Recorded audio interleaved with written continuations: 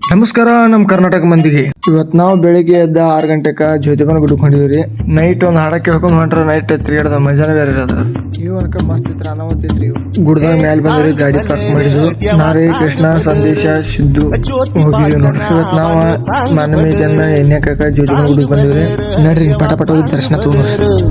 ज्योतिबाच्या नावानं चांग बनर हे नाव तुझं मोठ देवा कीर्ती तुझी भारी अरे डंका तुझा ऐकून निघालो तुझ्या दारी अरे कृपा करी माझ्यावरी हकेला तू धावर चांग बनर देवा चांग बनर ज्योतिबाच्या ಇದು ವರ್ಷನೇ ಒಮ್ಮೆ ತೋಪ ಹರಿಸ್ತಾರ್ರಿ ಜಾತ್ರೆಗ.